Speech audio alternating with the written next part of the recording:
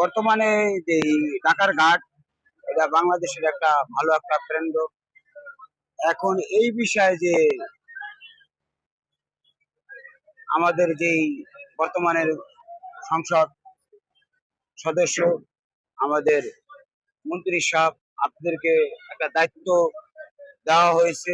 এই সদরঘাট যে টার্মিনাল, সেই যাত্রীদের নিরাপত্তার জন্য আপনারা কি কি কাজ করেন, এই বিষয়টি জানতে চাই।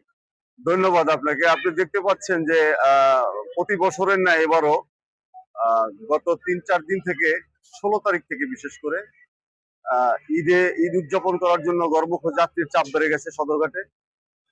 আমরা বিআইডব্লিউটিএ এবং নৌ পরিবহন মন্ত্রণালয়ের নির্দেশক্রমে আমরা যারা ঘাট পরিচালনার সাথে সংযুক্ত, ঘাটের ইজারাদার জনাব সুমন ভূঁইয়ার নেতৃত্বে আমরা একঝাঁক স্বেচ্ছাসেবক আমরা ভূমিকা পালন করতেছি।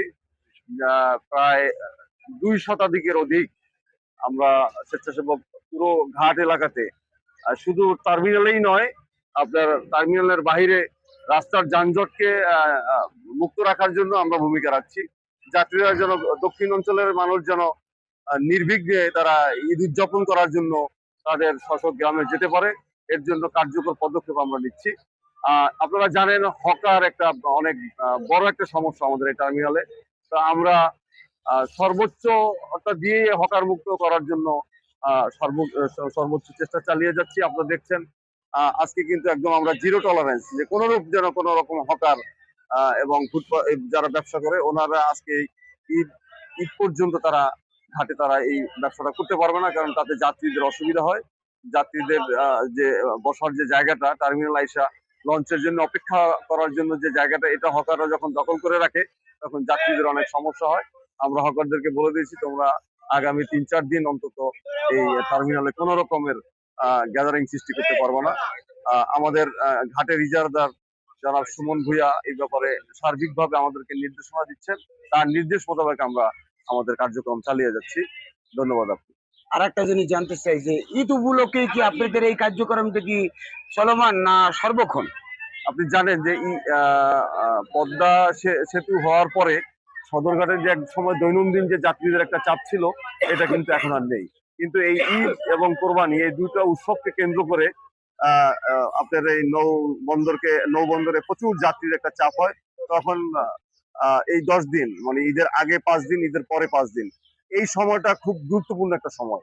এই সময়টা আমরা যাত্রীদেরকে সেবা দেওয়ার জন্য চেষ্টা করি। আর অন্যান্য সময় টার্মিনালে ঘাটে তেমন কোনো গ্যাদারিং হয় না, কারণ তখন যাত্রীদের চাপ একদমই থাকে না, তখন সবকিছু স্বাভাবিকভাবেই চলে। তখন আর কি স্পেশাল ভাবে আমাদের কোনো ওইভাবে অ্যারেঞ্জমেন্ট করার দরকার হয় না।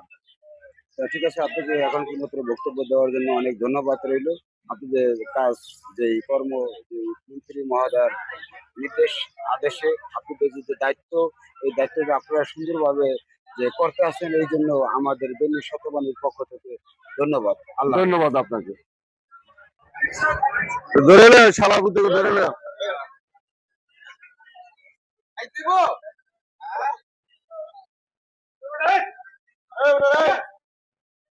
মারমো কিন্তু সরকার উৎসবের যে বিষয়টি, আমার কাছে সরব ব্যস্ত বাইরে থেকে বুঝা যাইব।